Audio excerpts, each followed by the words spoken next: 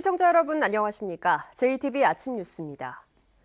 현재 전주의 기온 영하 7.3도, 익산 영하 8.5도, 무주 영하 12.4도로 어제 아침보다 1, 2도가량 높지만 여전히 평년 수준을 크게 밑돌며 강추위가 이어지고 있습니다.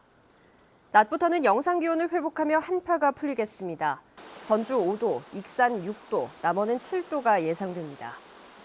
오늘은 대체로 맑다가 밤부터 구름이 차츰 많아지겠고 내일 아침부터는 비나 눈이 오겠습니다. 비는 5mm 안팎, 눈은 1에서 최고 3cm가 내릴 것으로 예보됐습니다. 한 농촌마을의 무허가 축사에서 산더미 같은 축산 분뇨를 농경지에 방치하고 있습니다. 하지만 해당 자치단체는 손을 놓고 있어서 주민들의 고통만 커지고 있습니다.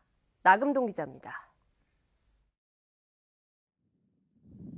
마을 길목에 있는 밭에 소똥이 산더미처럼 쌓여 있습니다. 40여 마리의 소를 키우는 인근 축사에서 배출한 겁니다.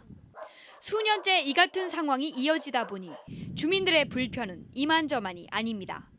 여름에 파리가 많이 끓고 냄새가 나니까 이것이 하루 이틀이 아니고 몇 년 쭉 하다 보니까 짜증내. 마을 주민들은 이 축사에서 도로를 가로질러 무든관을 통해 인근 하천으로 축산 분뇨를 몰래 배출하고 있다는 의심도 하고 있습니다. 비가 올 때는 이 소 분뇨가 강물로 그냥 그대로 정화시설 없이 유입되는 것 같고 맑은 물인데 이 식수로도 다 사용하고 있는 물인데 축사 주인은 지난 9월 축사를 법규에 맞게 개선하겠다며 적법화 사업을 신청했지만 지금까지 전혀 손을 대지 않고 있습니다. 해역수선을 좀 밟아달라고 그랬었어요. 이게 1년이 될지 2년이 될지 모르지만은 2년 안에는 해결이 날 거예요. 인근 하천에 흘려보낸 것도 분뇨가 아니라 빗물이라고 주장했습니다. 하지만 가축분뇨법에 따르면 축산 분뇨를 노지에 방치한 것만으로도 100만 원 이하의 과태료가 부과될 수 있고 만약 공공수역에 무단 배출한 경우라면 처벌이 훨씬 강화됩니다. 취재가 시작된 뒤 진안군이 뒤늦게 현장을 방문했지만 이마저도 형식적인 조사에 그쳤습니다. 주변을 이렇게 둘러봤는데 퇴비를 이렇게 야적을 해놨다는 건 안 보여서 흔적이 안 보여서 행정당국이 손을 놓은 사이 주민들의 고통만 깊어지고 있습니다. JTB 뉴스 나금동입니다. 일반 생활용품을 넘어 이제는 고양이 모래로까지 라돈 공포가 확산하고 있습니다.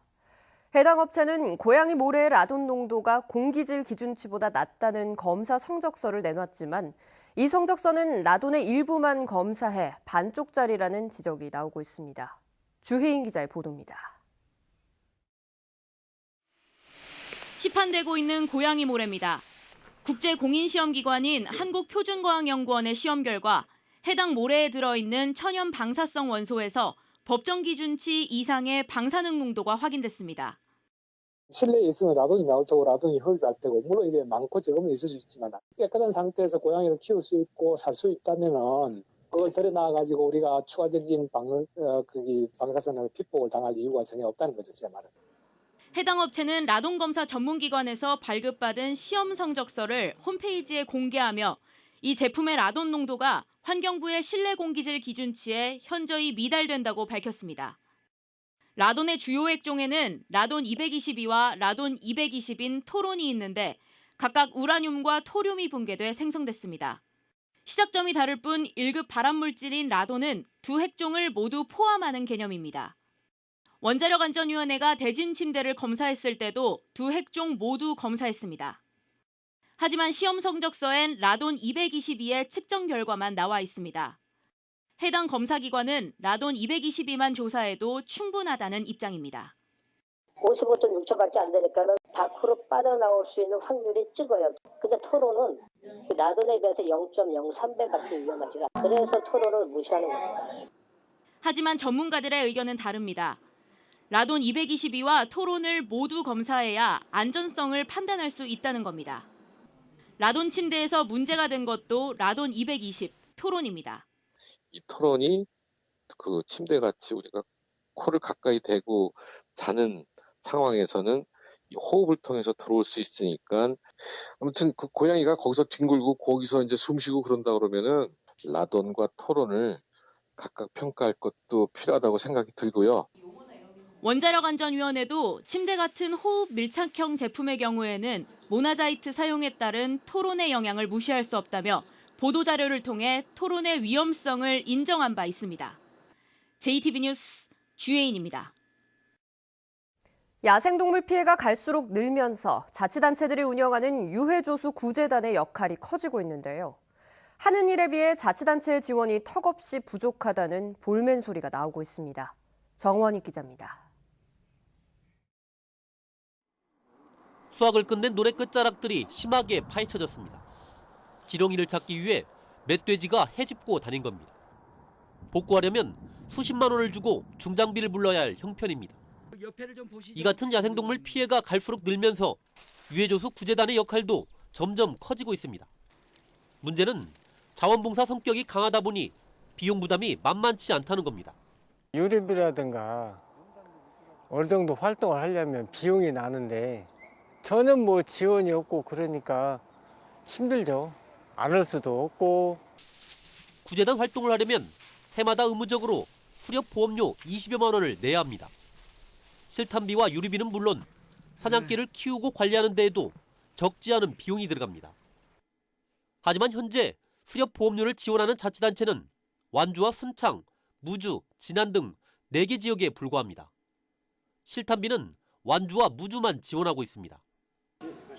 한 마리당 일정 금액을 포획 수당으로 지원하는 자치단체들도 있지만 해마다 오락가락하기 일쑤입니다. 때로는 의회라든가 이런 데서 뭐 좀 브레이크를 걸고 그러면 뭐 이렇게 못 세우고 뭐 시군 뭐 재정 여건이라든가 형편이라든가. 구제단의 역할이 갈수록 커지고 있는 만큼 효율적인 운영을 위한 지원책도 뒤따라야 할 것으로 보입니다. JTB 뉴스 정원익입니다. 댐 건설로 큰 피해를 입고 있는 주변 지역에 대한 지원을 확대해야 한다는 목소리가 높아지고 있습니다. 농안기를 이용해 농산물 가공 산업을 활성화하기 위한 사업이 추진됩니다. 오정현 기자입니다. 지난 1965년 완공된 국내 최초의 다목적댐 섬진강댐입니다. 홍수 방지와 용수 공급, 전기 생산에 큰 역할을 하고 있지만 정작 지역 주민들은 교통 단절과 기상 변화, 지역 낙후라는 굴레를 걸머쥐고 있습니다. 임실구는 이에 따라 국회를 상대로 댐 주변 지역에 대한 지원금을 상향해달라며 관련법 개정을 촉구하고 있습니다. 남원시는 농한기를 이용해 콩 등 농산물 가공 산업을 활성화하기 위해 아영면에 어르신 복지 가공 사업장을 조성했습니다. 고랭지에서 생산된 신선한 콩을 가지고 메주로 가공하여 농업인 소득 향상과 일자리를 창출해 가겠습니다. 부안군은 오늘부터 21일까지 자동차세와 과태료 체납 차량을 대상으로 번호판 영치 활동에 나섭니다. 대상은 자동차세를 2회 이상 내지 않았거나 과태료를 30만 원 이상 6개월 넘게 체납한 차량입니다. 순창 전통장 농촌문화학교에 대한 도시민들의 호응이 더욱 높아지고 있습니다. 순창구는 체험과 숙박 프로그램이 다양해지면서 연말까지 참가자와 신청자가 30개 팀 1,200명에 이른다고 밝혔습니다. JTB 뉴스 오정현입니다. 사립유치원의 이딴 폐원에 대비해 원거리 통학버스가 확대 운영됩니다.